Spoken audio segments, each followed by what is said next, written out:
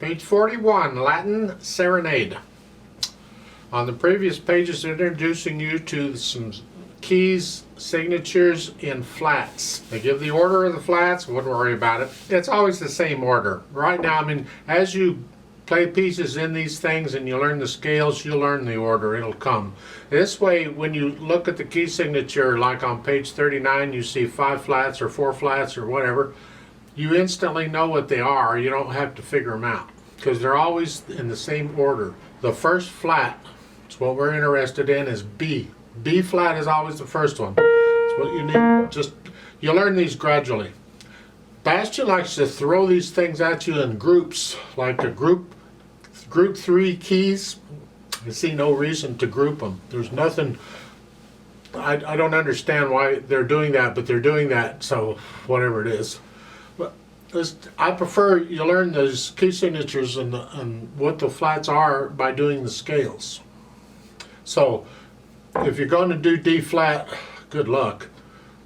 Do the D flat scale, the D flat major scale, and learn that. 1 octave up and down, although I don't think I present it 1 octave because I don't consider this a beginner's. I mean, you're getting up there a little more. You're either advanced beginner or beginning in the intermediate level. And intermediate level, I go 2 octaves up and down. And I do the D flat scale there. So learn the scale if you want, and also the A flat and the E flat scales. But I prefer to do these, I mean, focus on one scale for a week or 2 and really get it before you go to another scale. I wouldn't mix them in groups at a time. On page 40, they're introducing you to the D flat scale. That's fine, but I still prefer that you use the scale video on it. However, there's nothing wrong with that. You can guess with, you got 5 black keys on the piano within a scale, within an octave, and you got 5 flats, you can guess you're using every black key. And you do on these, use them all.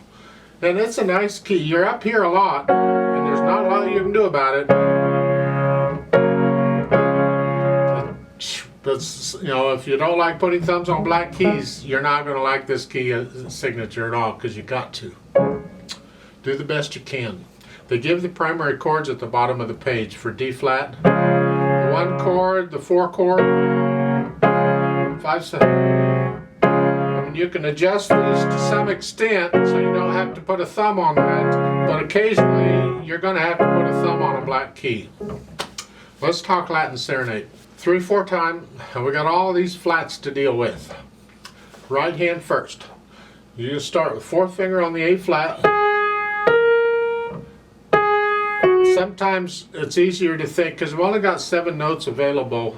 And if I'm flatting all 5, maybe it's easier to think about what I'm not flatting. Well, I'm not flatting 2 notes. I'm not flatting a C, and I'm not flatting an F. Those are the only 2 white keys I'm going to use. So when I play this, I'm going to play all black keys except for those 2 notes, if I can remember it. Rest, red. Now there's an F, there's a white key. Otherwise, they're all black keys. Rest. Rest. There's that F again. Now they want you to do a 2 again. You have a rest, you can come up. But I think it's easier in this case if you play that F with the thumb. Now this is the 3rd measure, the 2nd line. That F, play it with the thumb. That way you're in more position to do that. And the D flat, and now they want you to come down, 4th finger. I would reach down, and you have it rest, you're going to move, but don't move any more than you have to, so reach part of that, so you don't have to move as far.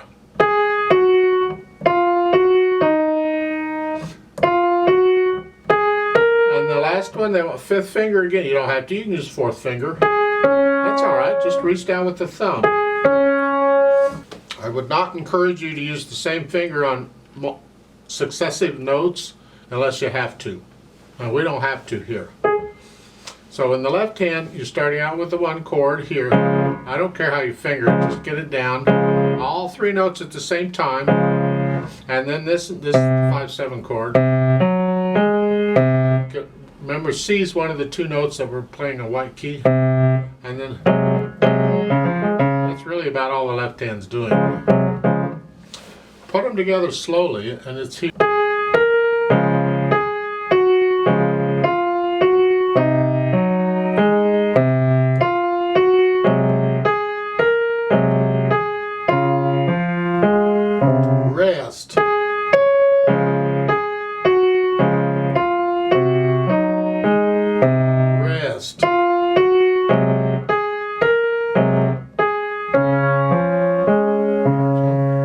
Once you have a handle on that, try putting in the articulation, the wrist staccato in the left hand. Now, let's try and get this accurate. You have here, that's not staccato. That comes up when you play the chord, right there. Right there. But the chord is short. Try and lift the right hand up as you play the chord. Feels weird. Rest. All the way through on that, and then you can go back. I suggest you learn the piece and get comfortable with it, and then feel these dynamics. They don't give you hardly any, and that's for the right hand. The left hand is soft, but get to know the piece first, and then you can feel going up and down.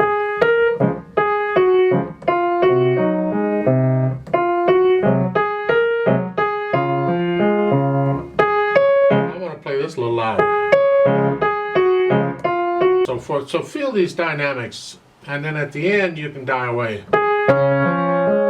Let that die away. That's sort of what the piece is. How fast you go is up to you.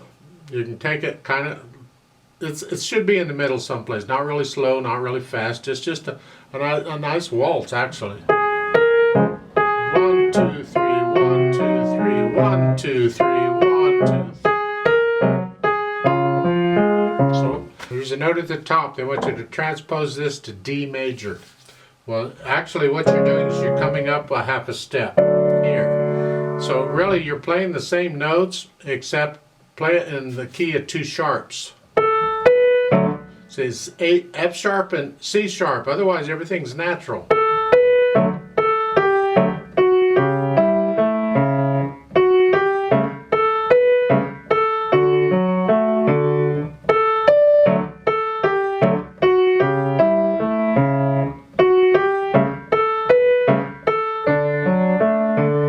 Let's play it together very slowly to double check these notes and rhythms.